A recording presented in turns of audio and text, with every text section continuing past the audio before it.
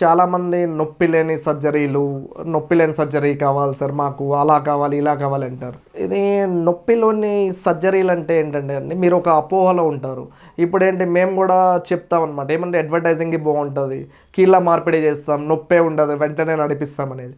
మనకేంటంటే మనకి నొప్పికి సంబంధించిన ఫైబర్స్ అన్నీ మనం మత్తిచ్చేటప్పుడే మనము ఎనస్థీషియా అంటాం, స్పైనల్ ఎనస్థీషియా అంటాం.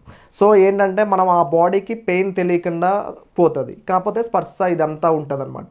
ఇదేంటంటే మన బాడీలో ఏంటంటే మనం మత్తిచ్చేటప్పుడు ఏంటంటే స్పైనల్ ఎనస్థీషియా అంటాం, దాంతోపాటు ఏంటంటే ఎపిడ్యూరల్ ఎనాల్జీసియా అంటాం. అది ఏంటంటే అది ఇచ్చినప్పుడు ఏమవుతుందంటే మనకి నొప్పి తెలియకుండా ఉంటుంది. సో నొప్పి తెలియకుండా ఉంటుంది, 2 రోజులు బాగానే ఉంటుంది, కానీ ఒక్కసారి ఆ డోసేజ్ అంతా తగ్గిన తర్వాత మళ్ళీ నొప్పి వస్తుంది. సో ఏంటంటే నొప్పి లేని సర్జరీలు ఇలాంటివి ఉండవండి. అంటే ఉన్న అప్పటి వరకు నొప్పి తెలియకుండా ఉంటుంది అంతే, దాని తర్వాత మాత్రం నొప్పి మళ్ళీ మొదలవుతుంది.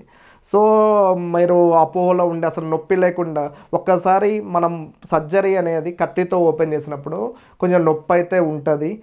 ఆ నొప్పి మీకు ఏం తెలియకుండా మినిమల్ డ్యామేజ్తో నీట్గా, మినిమల్లీ ఇన్వేజివ్గా, ఏం సాఫ్ట్ టిష్యూ డ్యామేజ్ అవ్వకుండా నీట్గా చేస్తారు సార్.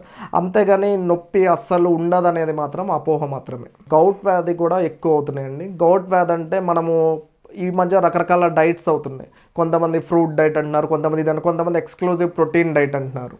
మనకి గౌట్ అనేది ఏంటంటే యూరిక్ యాసిడ్ లెవెల్స్ ఉంటాయి అన్నమాట, మన రక్తంలో ఉండే యూరిక్ యాసిడ్ లెవెల్స్. ఆ యూరిక్ యాసిడ్ లెవెల్స్ ఎక్కువైనప్పుడు అవేంటంటే మొత్తం కాన్సన్ట్రేట్ లాగా అవి చిన్న చిన్న జాయింట్స్లో అక్యుములేట్ అవుతాయి అనమాట. సో ఆ జాయింట్ అంతా ఇన్ఫ్లమేటరీ ప్రాసెస్ లాగా వచ్చేసి నొప్పి ఎక్కువ అవుతూ ఉంటుంది, జాయింట్ డ్యామేజ్ అవుతూ ఉంటుంది.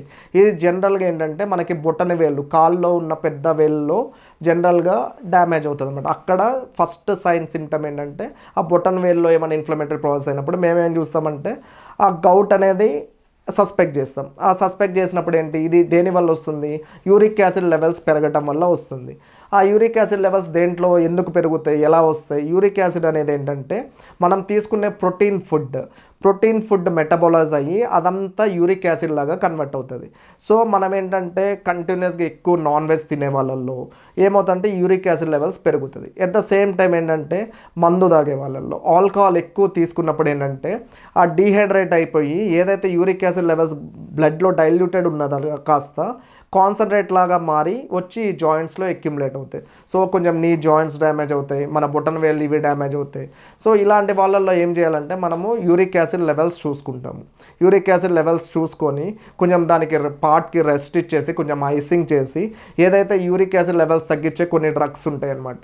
సో దానికి తగ్గ ట్రీట్మెంట్ చేసి ఫస్ట్ దీనికి అన్నిటికంటే ఇంపార్టెంట్ ఏంటంటే లైఫ్ స్టైల్ మోడిఫికేషన్స్ అనమాట. వాళ్ళలో ఏంటంటే నీళ్ళు ఎక్కువ తీసుకునే వాళ్ళలో చాలా ఆ యూరిక్ యాసిడ్ ఏదైతే కంటెంట్ ఉందో అది డైల్యూట్ అయ్యే ఛాన్సెస్ ఉంటాయి అన్నమాట. సో వాటర్ ఎక్కువ తీసుకోవాలి, ఆల్కహాల్ అవాయిడ్ చేయాలి, ప్రోటీన్ ఫుడ్ని మినిమైజ్ చేయాలి. ఇలా చేసిన వాళ్ళల్లో రిజల్ట్స్ చాలా బాగుంటాయి అన్నమాట.